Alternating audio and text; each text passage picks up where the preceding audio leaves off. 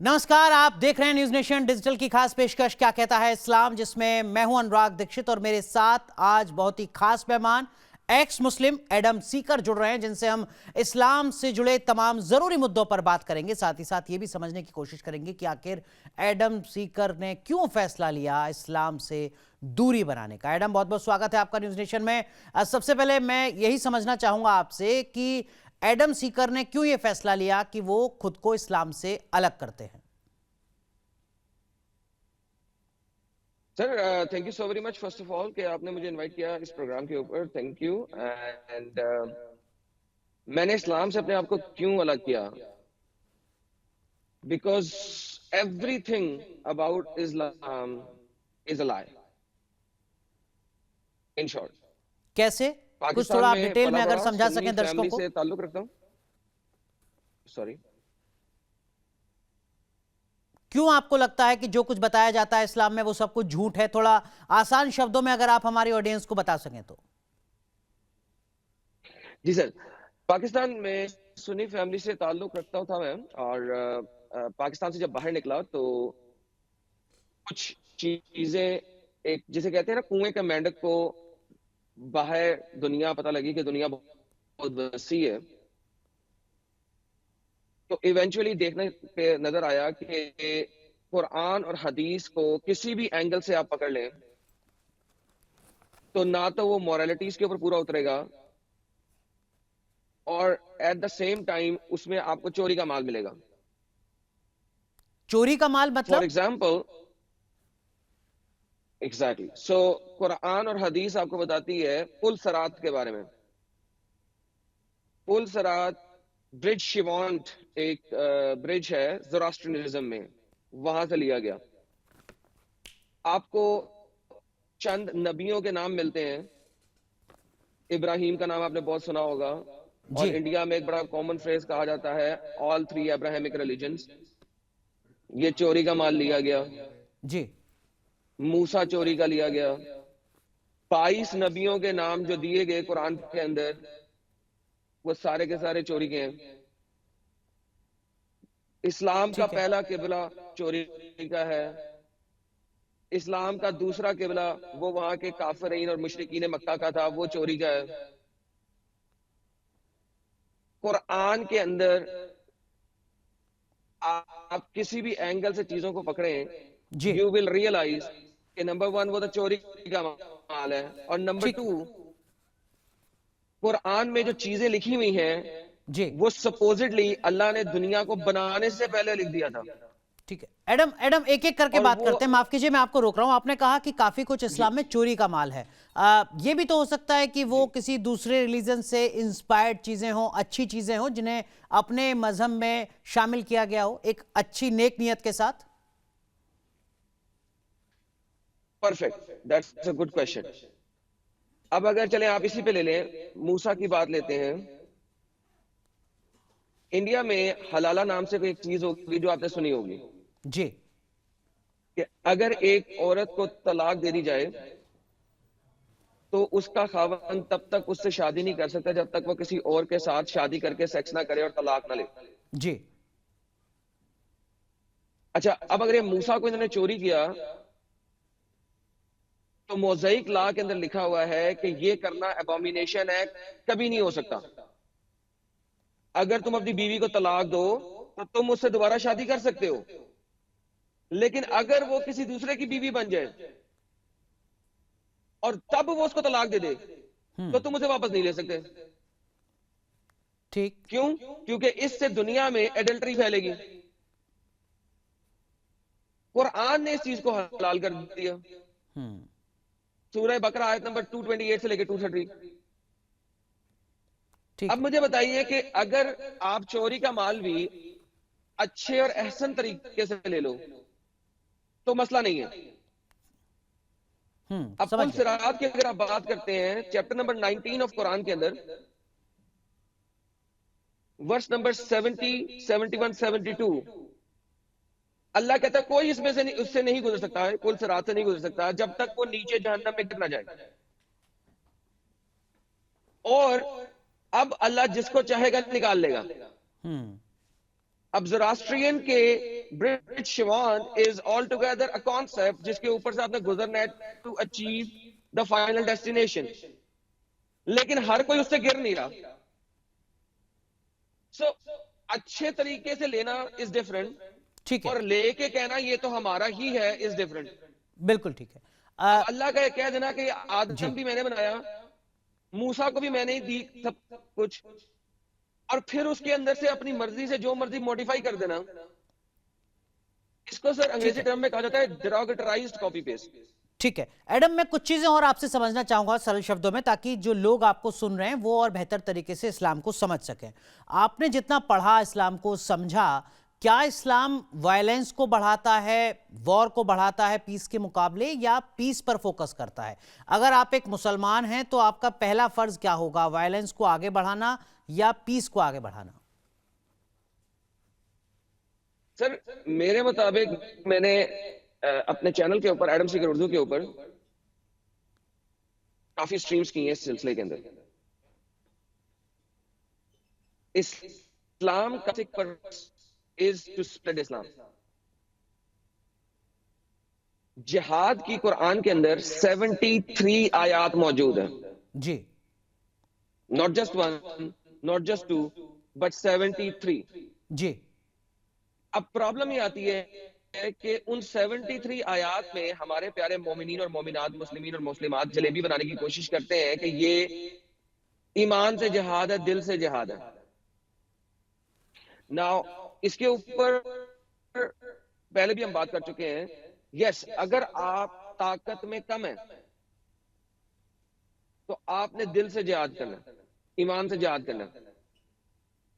اگر تھوڑا سا طاقت میں زیادہ ہو جائیں گے تو آپ نے زبان سے جہاد کرنا. سنن نسائی کی حدیث ہے، اگر تم ایک منکر کو دیکھو تو اس کو اپنے ہاتھ سے روکو. اگر تم ہاتھ سے نہیں روک سکتے تو زبان سے روکو، اور اگر زبان سے بھی نہیں روک سکتے تو دل سے برا جانو. اور یہ ایمان کا سب سے گندا ترین لیول ہے. Okay So now let's look at it in proper essence. جی قرآن کہتا ہے do not go for peace when you are the uppermost. حدیث کہتی ہے کہ تلوار سے جہاد سب سے افضل جہاد ہے اور دل سے جہاد سب سے برا جہاد ہے. اور قرآن کے اندر 72 آیات موجود ہیں جہاد کے بارے میں. ان 72 آیات کے اندر جی 70 آیات میں اسکالرز آف اسلام نے حرب والی آیات کا ریفرنس دیا. حرب کہتے ہیں لڑائی کو، ٹھیک ہے جنگ کو، لڑائی کو. جی سو جہاد کی آیات according to early scholars of Islam, قرطبی، ابن کثیر، جلالین، ابن عباس اور طبری، ان سب کے مطابق جہاد اور حرب اور قتال انٹرچینجبل ہیں. These are synonyms. سمجھ گیا. The only difference is کہ قرآن کے چیپٹر نمبر 25 کی آیت نمبر 52 کے اندر اور چیپٹر نمبر 16 کی آیت نمبر 110 کے اندر، ان دو آیات میں اسکالرز ڈیفر ان اوپینین کرتے ہیں ٹھیک ہے کہ چونکہ یہ آیات بیفور ہجرت آئی تھیں لہذا یہ تلوار سے لڑائی کے لیے نہیں ہے. سو آل ان آل اسلام جو ہے، اسلام پھیلانے کے لیے دوسروں کو اگر زنجیریں ڈال کے گھسیٹ کے بھی لے کے آیا جائے اسلام میں تو حلال ہے. یہ بھی بخاری کی حدیث ہے. ٹھیک ہے ایڈم، اسی سے جڑا ایک اور سوال ہے، اور وہ یہ کہ جیسے جو باقی دھرم ہوتے ہیں ان میں کسی کو کوئی دقت نہیں ہے کہ مسلمان جا رہا ہے مسجد میں نماز پڑھنے کے لیے.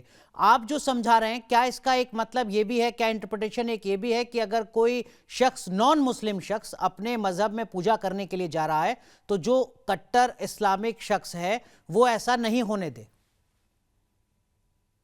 بے شک. یعنی ابھی میں نے آپ کو جو حدیث دی سنن نسائی کی، وہ کہتی ہے کہ اگر تم منکر کو دیکھو تو اسے روکو. اس کا مطلب ہے آپ اگر کوئی بندہ کفر کر رہا ہے، شرک کر رہا ہے تو آپ نے اسے ہاتھ سے روکنا ہے. مطلب میں وہ اگر بندہ مندر جا رہا ہوں، شراب لینے جا رہا ہے، آپ نے اسے ایڈم ہاتھ سے اگر روکنا میں مندر جا رہا ہوں تو میرے خلاف اسلام میں کیا کہا گیا ہے؟ سر الحمدللہ سر، آپ بے شک شرک کر رہے ہیں اور آپ جہنم میں سڑیں گے. اور شرک اور کفر سے روکنے کے لیے ایک اچھے مسلمان نے آپ کو ہر راہ سے روکنے کی کوشش کرنی. اب یہاں پہ تھوڑا سا ایڈیشنل چیز آ جاتی ہے کہ اسلامک شریعہ نافذ ہے جی اور آپ اگر ذمہ ہو تو پھر آپ کو اجازت ہے کہ آپ اپنے مندر میں جا کے مندر کے اندر کم آواز میں, کہ آواز آپ کی مندر سے باہر نہ آئے, اس آواز میں اپنی مندر میں عبادت کر سکتے ہیں ٹھیک, اگر آپ ذمہ اور جزیہ دے رہے ہیں. سمجھ گیا, اگر ایک آپ طریقے ذمہ سے نہیں ہیں ٹیکس دے رہے ہیں, تو اس کا مطلب ہے, سوری, ایک طریقے سے ٹیکس دے رہے ہیں. ذمہ جزیہ دیتا ہے, ٹیکس از ناٹ. جزیہ کو تھوڑا ایکسپلین کریے پھر. اوکے,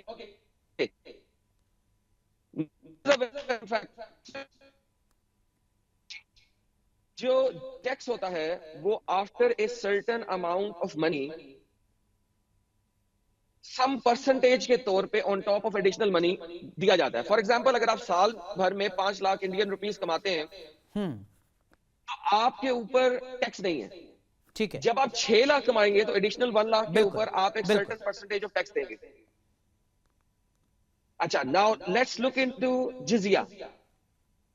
ہر نان مسلم ایڈلٹ پر فرض ہے جزیہ, نو میٹر وہ کتنا کما رہا ہے. اب اس کی ایگزامپل ایسے لیتے ہیں کہ دھاراوی کے اندر ایک غریب بندہ رہتا ہے جو مسلمان ہے, اس کے ساتھ والی دیوار میں ایک غریب بندہ رہتا ہے جو کہ ایک ہندو ہے, اس کے ساتھ ایک کرسچن ہے, اس کے ساتھ ایک سکھ ہے. ٹھیک ہے, رائٹ. اب مسلمان جو ہے, وہ جو مسلمان بندہ دھاراوی میں رہنے والا, وہ جی اس کو زکات دے گا, اینول زکات, ہاں, کیونکہ وہ غریب ہے اور ایک سرٹن بریکٹ سے نیچے ہے. لیکن اس کے ساتھ والا ہندو, سکھ, کرسچن, جین, وہ بھی اسی تنخواہ میں ہے, اسی علاقے میں ہے, لیکن وہ جزیہ دیں گے. نہ صرف وہ اڈلٹ باپ اپنا جزیہ دے گا, بلکہ اپنے ہر بیٹے جو کہ 11 سال سے بڑا ہے, اس کے لیے بھی جزیہ دے گا. یعنی کہ جو بندہ دن میں 2 روٹی کھا رہا ہے وہ بھی جزیہ دے گا, اپنا بھی اور اپنے بیٹوں کا بھی. سمجھ گیا, بالکل لیکن اسی دھاراوی میں ساتھ لے کر کا مسلمان زکات لے گا. ٹھیک ہے. ایڈم, ایک چیز اور میں آپ سے جاننا چاہوں گا, جتنا آپ نے اسلام کو پڑھا ہے, اسلام کے مطابق جو غیر مسلم ہیں ان کے ساتھ کیا ہونا چاہیے, جن کو ہم ایک شبد کافر کا استعمال ہوتا ہے, کافر کے لیے کیا پروویژن ہے اسلام کے مطابق؟ سر ونس اگین, یہی کافر از all of them, Hindu, Christian, سکھ, عیسائی, جین, ایتھیسٹ, سارے they are all کافر. Anybody who is a منکر اللہ and منکر محمد is a کافر, full stop. تو اسی کے بارے میں بتا رہے تھے کہ وہ کافر اگر جزیہ دے رہا ہے تو وہ اپنے اس جگہ پہ جا کے, مندر میں جا کے, اندر رہ کے, اونچی آواز میں نہیں, گلی بازار میں نہیں, اندر رہ کے جو کرنا چاہے کر سکتا ہے, باہر نہیں کر سکتا, مین روڈ پہ نہیں کر سکتا, اپنے گھر کے اندر کرے اور وہاں کرے اور جزیہ دیتا رہے. ہاں, جب جزیہ نہیں دے گا اس کو ہنٹر پڑیں گے, 100 کوڑے پڑیں گے. Now let's come to the point where اب آپ جزیہ نہیں دے رہے, آپ کسی ایسی کنٹری میں ہو, تو بھائی فرسٹ 600 years of اسلام, جس کو گولڈن پیریڈ آف اسلام کہتے ہیں, اس میں ہوا کیا تھا؟ اس میں مسلمان ان دار الحرب میں گئے تھے, ان جی کافروں کے دیشوں میں گئے تھے, ان پہ اٹیک کیا تھا, ان کو 3 آپشنز دی تھی, اسلام قبول کر لو, یا ہمیں قبول کر لو اپنا ماسٹر اور ہمیں جزیہ دو, فہم ظاہرون, ذلیل ہو کر, یا آجو لڑائی کرو, یا تم ہے نہیں یا ہم ہے نہیں. So this is the reality. اچھا, اب آج کل کیا ہوتا ہے؟ آج کل یہ ہوتا ہے کہ اسلام کی تلوار جو ہے نا ٹوٹ چکی ہوئی ہے. تو اب آ چکے ہیں یہ لوگ مکی دور میں. اب مکی دور میں محمد صاحب نے کیا کیا تھا؟ اگر آپ محمد صاحب کی مکی دور اور مدنی دور کی زندگی دیکھیں تو اٹ از کلیئرلی اسٹیٹنگ کہ وہاں پہ محمد صاحب کافی حد تک پیسفل تھے, اور پھر انہوں نے ویٹ کیا طاقت کا, اور جب طاقت موصول ہو گئی تو پھر انہوں نے لڑائیاں شروع کی. آپ دیکھیں کہ مکی دور 13 سال, اس 13 سال میں میکسیمم جو نمبر ملتا ہے وہ ہمیں 96 مسلمان ہونے کا ملتا ہے. That's it. یہ پیار سے مسلمان کرنا تھا. اب آجائیں آپ مدنی دور میں ہجرت کر لی جی. ہجرت کے بعد ہمارے پیارے نبی جو ہیں صرف 9 سال زندہ رہے ہیں. 49 بیٹلز کی. آپ 9 سال کو ڈیوائیڈ کریں 49 کے اوپر پتہ لگے کتنی بیٹلز ہیں. ہر 2 مہینے میں 1.25 بیٹل. ہاں.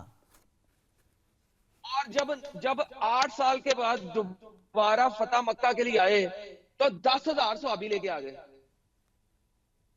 کیسے؟ مال غنیمت.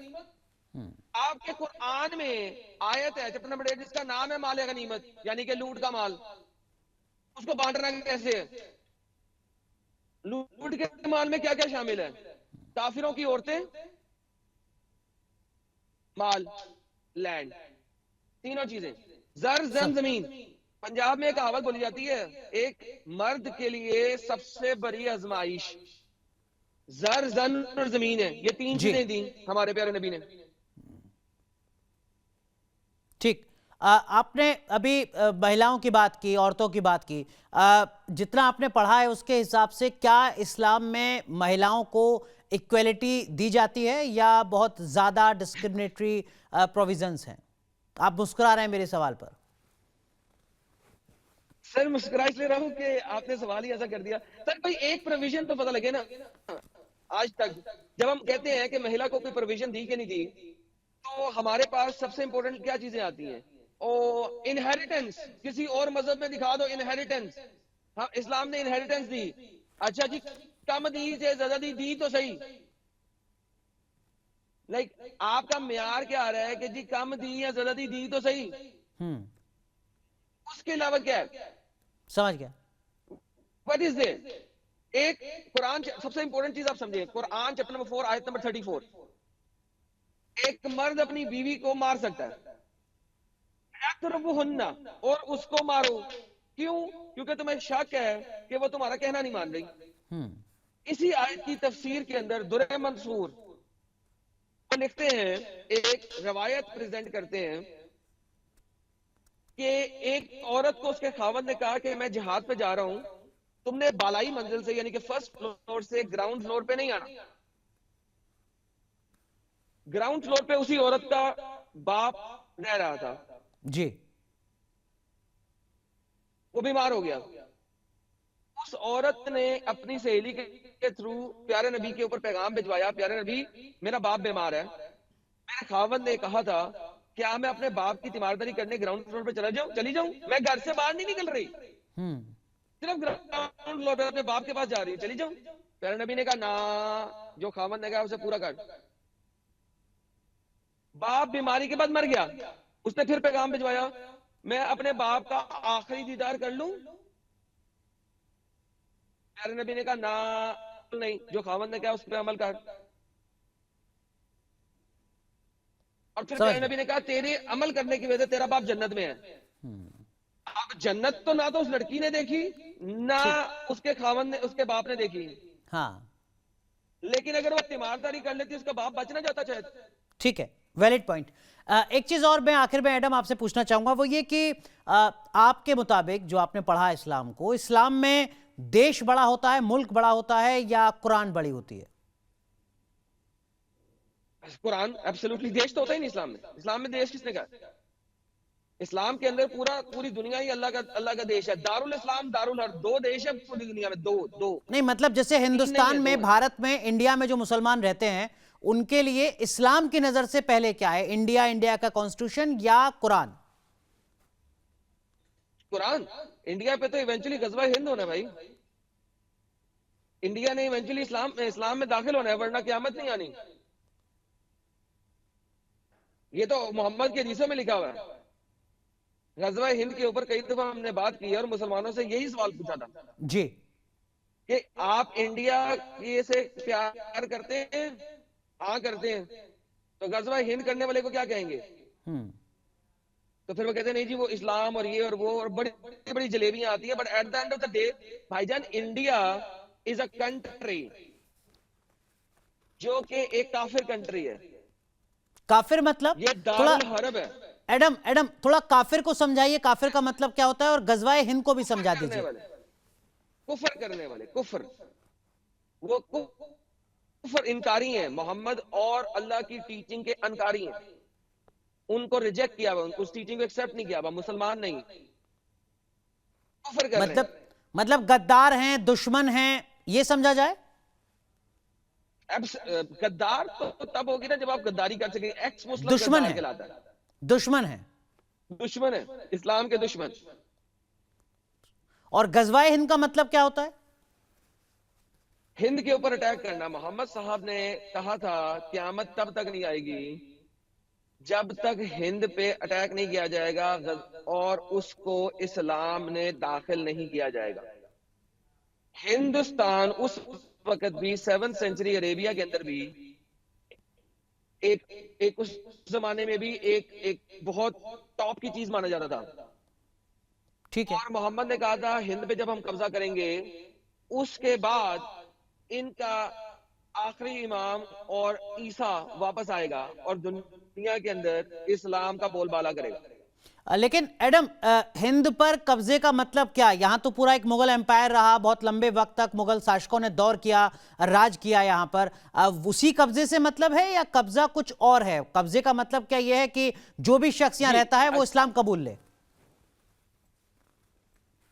Sir once again, Mughal empire ने जब यहाँ पे कबूल किया तो शरह इस्लामिया उम्दतुस सालिक उसका सफा नंबर 1000 से ऑनवर्ड इस चीज को बयान करता है कि हिंद 100% कभी कब्जे में आया ही नहीं था जी। तो कभी भी वो दारुल इस्लाम हुआ ही नहीं था। ओके।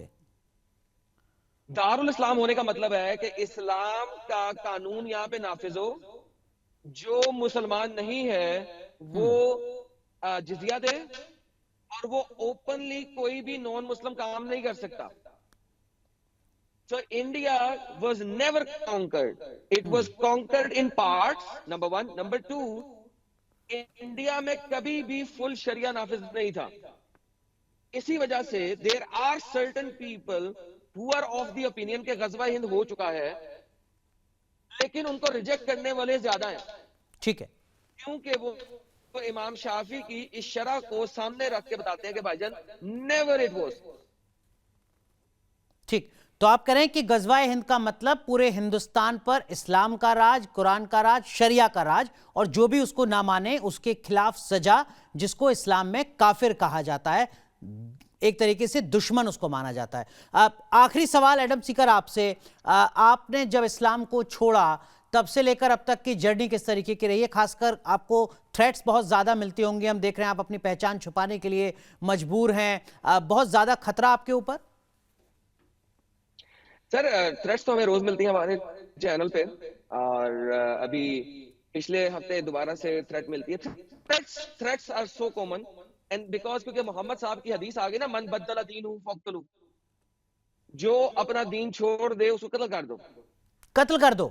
अब ना हमारे कत्ल कर दो, ठीक है। और फिर दूसरी हदीस आती है मोहम्मद साहब की कि किसी भी मुसलमान को कत्ल नहीं किया जा सकता एक्सेप्ट फॉर 3 थिंग्स। कत्ल के बदले में, कत्ल के तौर पे, कसास के तौर पे, क्या उसने शादीशुदा होकर एडल्टरी की है उस वजह से, या अगर वो अपना दीन छोड़ दे। तो ये हर शरह इस्लामिया के अंदर, सब फिका के अंदर यूनानिमसली एग्रीड है कि एक एक्स मुस्लिम को मार देना है।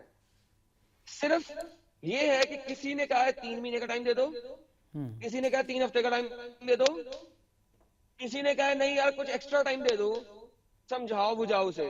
लेकिन जो हमारे तरीके से सामने खड़ा होकर बताता है यार इस्लाम में ये बुराई है, ये लिखा हुआ है, ये लिखा हुआ है, मानो इसको, ये जो लिखा हुआ है ये बुराई है, उसको कत्ल ना करने की किसी भी इस्लामिक शरह के अंदर कोई भी हुज्जत नहीं है। मतलब आप करें कि मजहब पर सवाल खड़ा करने का मतलब है अपना सर कलम करवा देना। किस तरीके की चुनौतियां हैं और कितना बड़ा खतरा है एडम, हम समझ सकते हैं आपके इस अनुभव के जरिए। बहुत बहुत शुक्रिया हमारे साथ जुड़ने के लिए और क्या कहता है इस्लाम में अलग अलग मुद्दों पर अपनी पर्सनल जर्नी के साथ खुलकर बात करने के लिए। धन्यवाद। तो लगातार इस तरीके के मुद्दों के साथ हम हाजिर होते रहेंगे। आप बने रहिए न्यूज़ नेशन के डिजिटल प्लेटफॉर्म पर।